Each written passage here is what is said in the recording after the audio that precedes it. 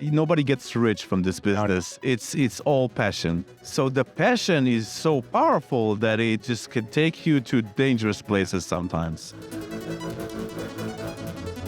My name is Gur Milstein. I'm the head designer, CEO, manager, visionary of TipTopAudio.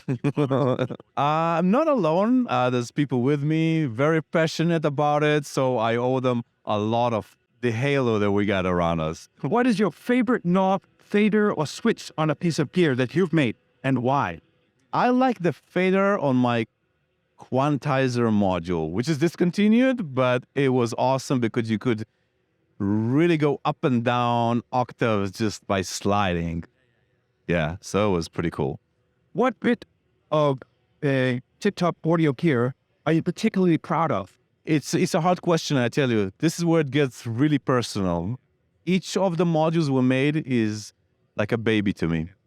I feel I'm waking up with it in my mind. You really have a personal relationship with hardware when you make one, and it's also making music, so it's even more touching in your soul. There's no one specific module. All of them getting love and giving love back. How do you see your gear in the landscape of music? I think that this is where we excel because we are taking gear not as a status quo. We are constantly trying not just to improve things, but to make things either more accessible or more intelligent. And that helps musicians make the next type of music they might have in their head. When we are dealing with the bookless stuff, it's more like recreating the past. And we are now actually in this SuperBooth introducing a new, totally new thing called art, which is what we see as the future. What music has inspired you to produce here? Electronic music. Well, I was a DJ when I was already 8 years old. 8 years old? 8 years old. Okay. So I liked pop music. I never been too much into the underground, but then I start listening to techno music coming mostly out of Germany. Yeah. Back in, I would say, 89. It's the very early stuff. And it took me like a storm. So I would say my greatest inspiration is the music that comes from DJs like Sven Bates and alike. But how did you get into music gear making? Oh, that's a good one. Yeah. Okay, I think like all of us, I was a broke musician. And I'm a technical guy. I always been very technical with stuff. And I said, I'm going to build my instruments. If I cannot buy them, I'm going to build them. And I went there and I started getting kits and stuff. And I built my first thing and they sounded nice. And it got to the point where I kind of like enjoy what I'm doing, but I felt the knowledge wasn't right there. I bought books about electronics and stuff like that. And then from there on, I just went to the university, study electronic engineering and become an engineer, and then came back into making musical instruments. But then a lot of my friends were like, hey, can you build one for me too? Yeah. And from there on, I don't make music anymore. Wow. I make gear. That's funny. So you actually started making instruments before you went to university? Yes, I did. But there was a limit where you kind of like, you try to teach yourself, but the math getting more and more complex. And I say, you know what? I was terrible at school. Absolutely terrible. I hardly finished school. Yeah, okay. But then I say, this is actually really cool. And I went to the university, and when my teacher was drawing sine waves, on the board, I was like, damn, I know that thing. And I know actually how it sounds. And my friend in class was like, who's this weirdo? So, Which university to go to? In Tel Aviv, in Israel. How do you most often start a new piece of gear, or where does the idea come from? That's an excellent question. Well, it depends. There's really two paths here. If we talk about something like booklet modules or the drum modules we made from the 808 or 909, for example, this has come from like, I wanted this. Yeah. I wanted it either for myself or my team wanted it very much, and we are working together to make it happen. But then there's another path, which is like, I'm playing my modular and I feel something is holding me. Yeah. And it's not a piece of gear. It's something about the flow. It's something about like, oh, I think I could get more out of it maybe, or maybe this thing can do more for me, but I'm unable to get in there, right? Yeah. So I think the best ideas come from, experience, just playing and trying to get something done. Yeah. How do you know when a piece of gear is finished? It never is.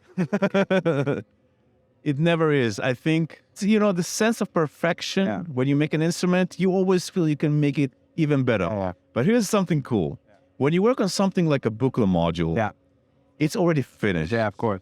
So you know where you need to get, and when you get there, you feel comfortable with yourself.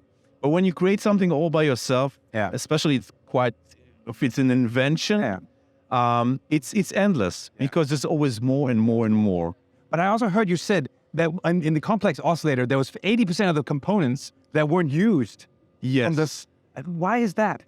Well, Don was working on integrating computer back then with his synthesizers.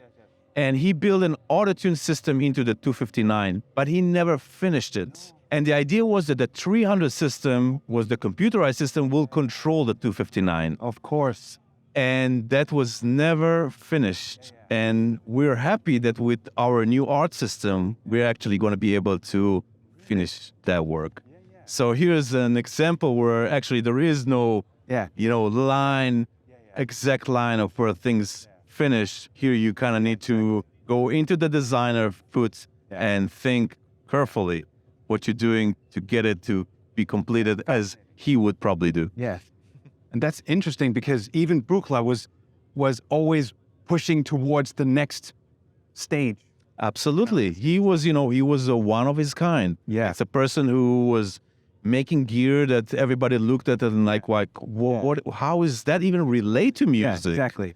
And today, look, everybody knows Buchla, and he was 50 years ahead of his time. Exactly. Yeah. So innovation is really hard. You know, it's, I don't know why the world is so conservative about stuff. Or maybe I do, because technology can also be dangerous in a way. So, of course. And people like their comfort zone. You know, it takes two to make this work, because you need to, you create a gear, right? You create something, but then you need a good musician. Somebody will take it and extract the goodness out of it, put it into a musical context that will touch your soul. Yeah. So it's never something that you do all by itself. Yeah. It's a lot of things need to happen to make it big. What is the best creative or production advice that you've ever heard? The best production advice I've ever heard. Don't work too hard.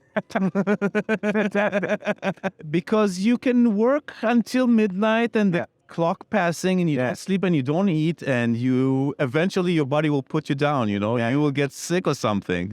You need to know when to stop. It's let's be honest about it. Nobody gets rich from this business. It's all passion. If we are able to make a living, wonderful. This is the greatest reward. So the passion is so powerful that it just can take you to dangerous places sometimes. So I think the best advice I got was from the elderly, from some of the greatest synth designers of the past, who were telling me, like, enjoy what you do, but don't let it take you down. That is great advice. Yes. Thank you so much. Wonderful. Thank you.